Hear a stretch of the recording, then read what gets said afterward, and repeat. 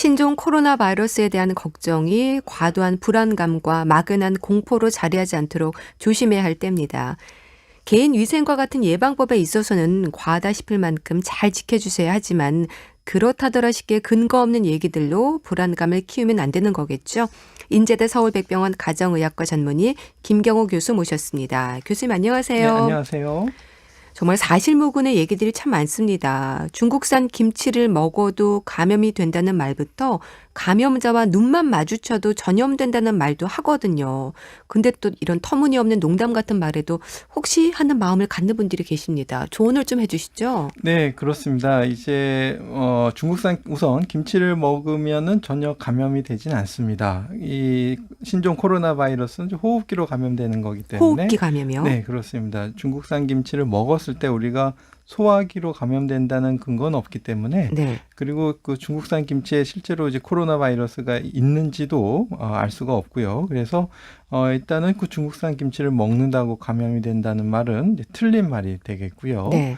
또 감염자와 뭐 눈이 마주치면 걸린다라는 말도 근거가 없고요. 이 바이러스 전염은 실제 그 바이러스 입자가 다른 사람의 호흡기를 통해서 들어왔을 때 감염되는 호흡기 감염이기 때문에 네. 눈이 마주치는 것은 전혀 전염되지는 않겠고요. 그렇기 때문에 이제 우리가 물론 이제 감염자와 가까운 거리에서 또 밀접한 접촉이 있다든지 아니면 감염자의 어떤 침이나 이런 비말이 다른 사람에게 이렇게 호흡기로 들어가거나 아니면은 감염자의 그 바이러스가 담긴 비말을 우리가 손으로 만져서 예. 그 손으로 만진 다음에 일반 사람들이 그것을 이제 눈이나 코, 입에 이렇게 갖다 대게 되면은 그때 이제 그 바이러스가 이제 호흡기를 통해서 전염이 될 수는 있겠습니다만은 단순히 이제 어떤 접촉 없이 눈만 마주쳐서는 전염되지는 않겠고요. 네. 앞으로도 이러한 그 좀 터무니없는 좀 근거가 자꾸 나올 텐데 물론 이제 혹시 하는 마음이 있으시겠지만 또 이런 것에 대해서 이제 많이 찾아내서 또 그것이 옳지 않다는 것, 또 실제로 옳은 것은 어떤 것인지 계속 확인하는 노력들은 필요할 것 같습니다. 네.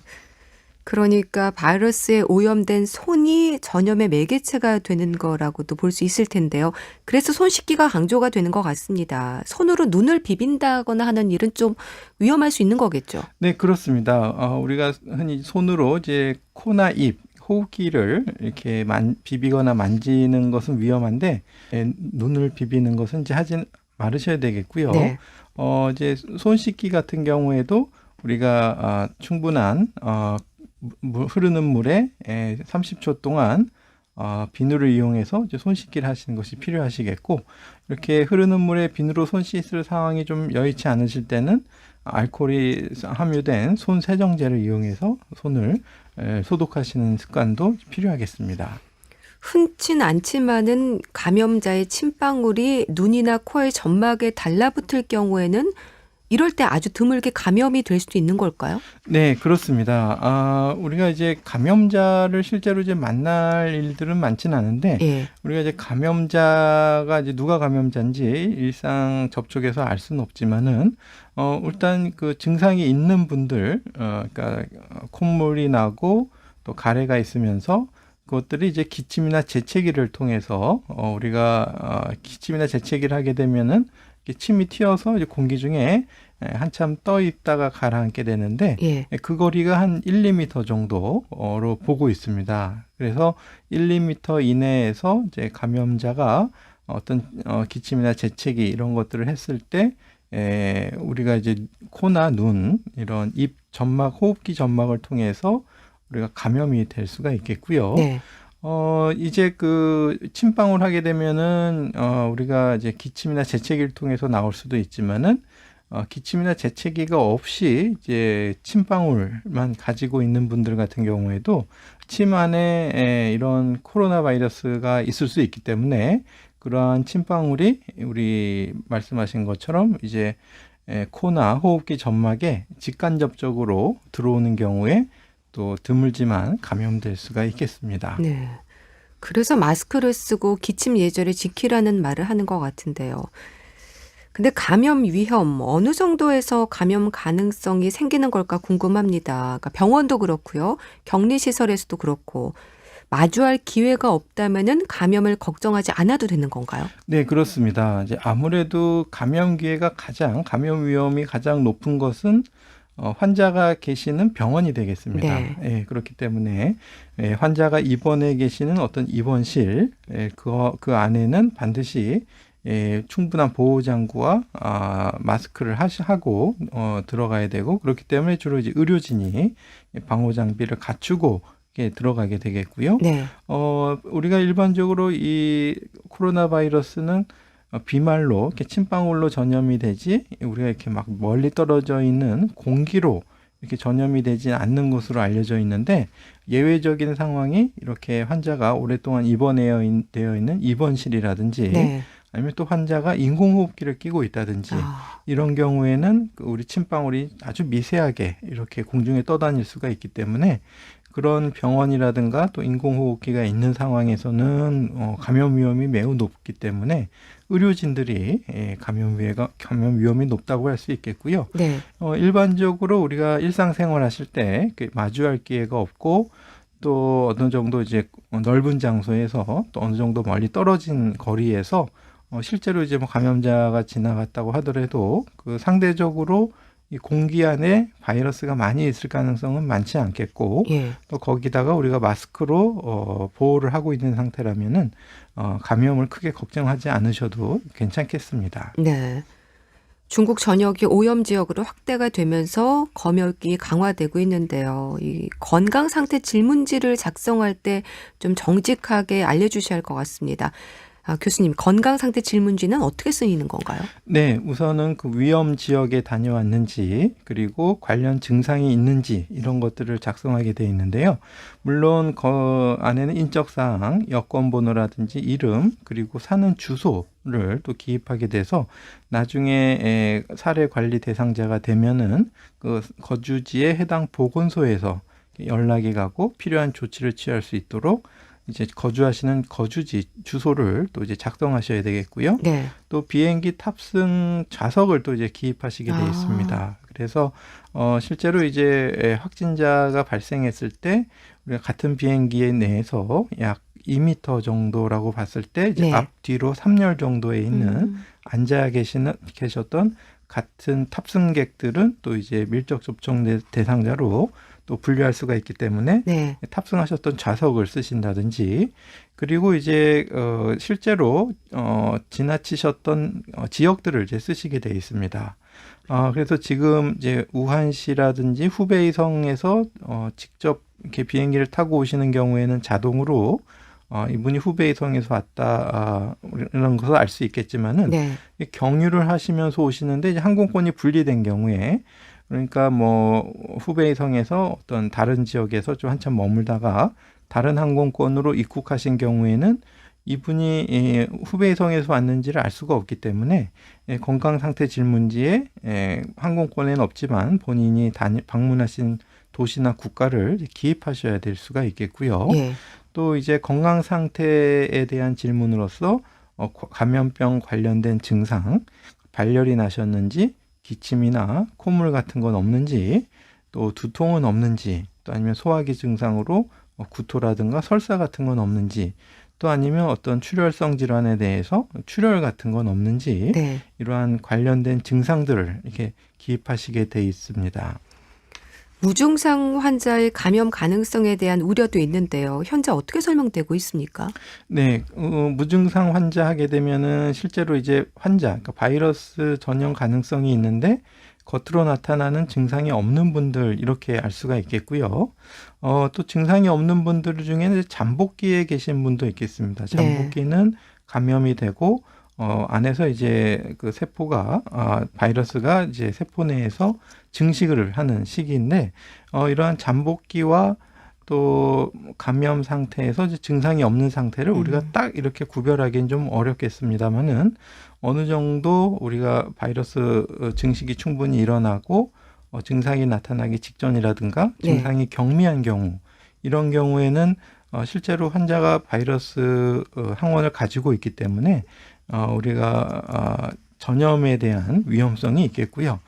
이런 분들은 이제 기침이나 재채기가 있는 분들에 비해서 기침이나 재채기가 있는 분들은 이 비말을 통해서 공기로 많이 퍼져나가기 때문에 네. 그런 분들에 비해서는 이제 기침이나 재채기가 없는 분들은 좀 상대적으로 이 바이러스를 멀리 전파하는 능력은 좀 떨어지지만 네. 어떤 침이라든지 또 이분의 어떤 접촉을 통해서 일어날 가능성은 좀 있겠습니다. 그런데 이제 어느 정도 무증상 환자가 어느 정도 감염을 일으키는가는 정확하게 알려진 바는 없고 다만 일본에서 이제 우한시에 있는 일본 교민이 이제 일본으로 귀국하신 분들 중에서 증상이 없다고 했는데 바이러스 검사에서 이제 양성이 나오신 분이 계신데 예. 이분들이 실제로 어느 정도 감염을 일으켰는가 이런 것에 대한 조사는 일본의 보고를 조금 더 기다려봐야 되겠는데요. 아직까지는 이 무증상 환자가 어느 정도 상태에서 어느 정도 바이러스 양이 많아야지 어떤 경로로 감염이 일어날 수 있겠는가 이런 것들은 아직 밝혀진 바는 없겠습니다. 네.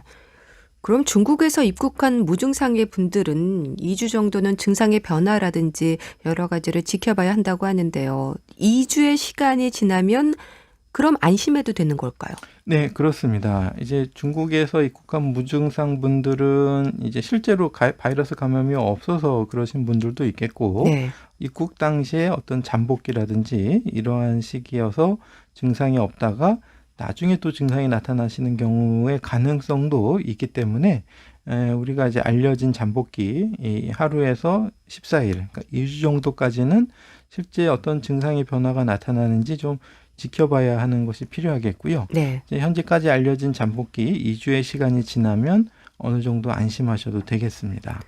2차 감염에 대한 지적도 나오고 있는데요. 이건 어떻게 이해하면 될까요? 네, 그 2차 감염의 경우에는 그 사람과 사람 간의 감염을 주로 이제 뜻하게 되겠고요. 네. 이게 신종 코로나 바이러스는 어떤 야생동물에서 사람으로 전염된 것이고 사람 간의 전염성은 잘 알지 못하겠다 이렇게 됐다가 최근에는 이제 사람 간의 전염도 실제로 가능하다 이렇게 되어 있고 실제로 이제 일본에 있는 그 버스 운전기사분 같은 경우에는 우한에서 온 관광객들을 태우고 좀 오사카에서 도쿄까지 운전을 하셨는데 예. 그 다음에 이제 신종 코로나에 이제 걸리신 거죠. 그러니까 중국에 가신 적이 없는데 그래서 이 일본인 버스 운전사분이 이제 과연 또 다른 일반 시민에게 어느 정도 감염시킬 수 있는가 이제 이것들이 조금 관찰이 필요하겠는데요. 네. 신종 코로나 바이러스 확진자들의 경우에는 격리 조치되고 치료하지 않습니까? 이 치료제가 없는 상황에서